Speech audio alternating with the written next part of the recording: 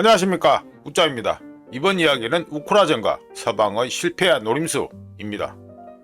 들어가기 앞서 구독과 회원가입 감사합니다. 그럼 보시죠. 우크라이나 전쟁 개전 초반 서방 세계의 제재 융단 폭격과 바이든의 스위프트에서의 러시아 퇴출, 서방 언론의 전폭적인 프로파간다, 그리고 예상외로 잘 단합된 모습을 보여줬던 우크라이나 국민들로 인해 젤렌스키 정권 붕괴 시도가 실패로 돌아가자 푸틴은 신속하게 군사작전으로 올인했으며 러시아군이 보인 기동전과 기만 그리고 양동작전 덕분에 대단히 복잡하고 혼란한 양상을 개전 초반 보인 바 있습니다. 그런 가운데 우짜견적으로 2022년 4월에 우크라이나 전쟁은 더 이상 볼 필요가 없다는 포스팅까지 했었는데요. 2022년 봄 그 당시 분위기로는 무모했으며 우짜 인생 처음으로 친러시아 팬이라는 소리를 듣게 만들었던 가장 큰 이유 중 하나를 2025년 신년 맞이 믿거나 말거나 식으로 얘기해 보겠습니다. 우짜 관점에서 서방 세계의 노림수 또는 쌈마이 통박은 우크라이나를 러시아용 소모품으로 쓰면서 불쌍한 우크라이나를 공격하는 못된 러시아를 제재 융단 폭격으로 완전히 굴복시키는 것이었다라고 봅니다.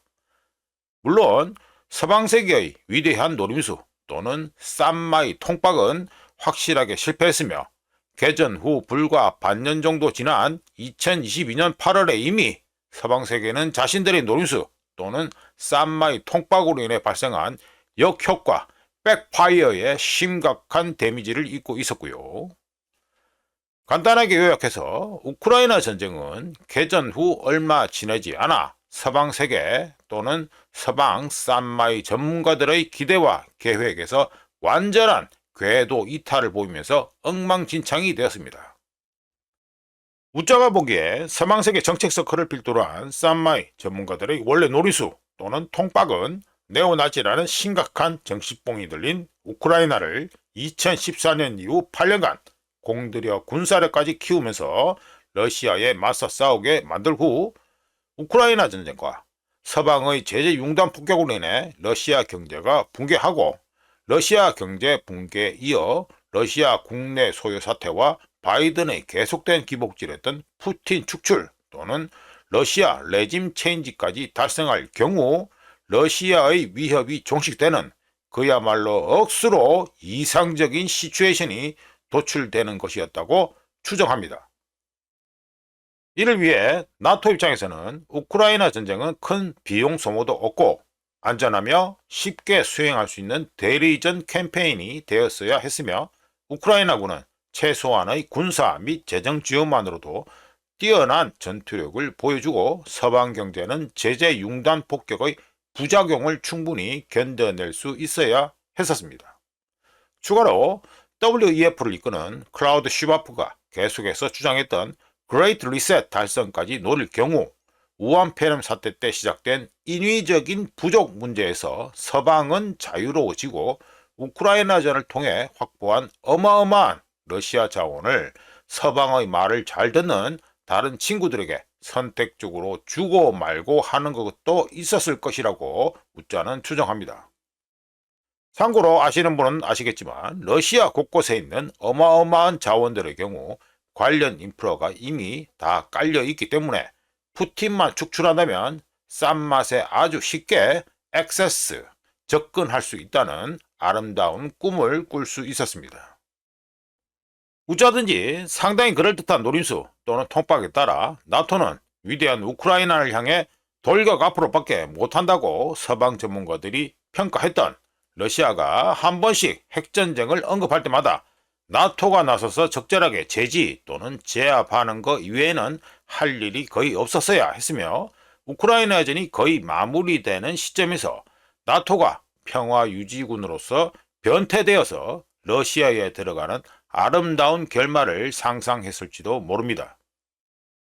하지만 현실에서는 통박, 노림수와는 전혀 반대 상황이 펼쳐졌는데요. 첫 번째, 우크라이나는 서방 세계의 노림수 또는 통박에서 원한 정도의 뛰어난 퍼포먼스는 아니었지만 소기의 성과를 거두면서 아이러니하게도 서방 세계의 돈과 무기를 계속해서 빨아먹는 블랙홀로 변신했습니다. 소기의 성과와 관련해 가장 좋은 예는 푸틴이 제시한 특수 군사작전 SMO의 2대 목표 중 하나인 우크라이나 비무정화에 따라 땅 따먹기가 아니라 우크라이나군 삭제에 러시아가 주력하면서 눈에 보이지 않는 플러스 요인이 발생하면서 우크라이나가 상대적으로 잘 싸우는 것처럼 보인 것이 있습니다. 관련해서 우짜는 미션 크립이라는 소리를 한동안 많이 한 바 있고요.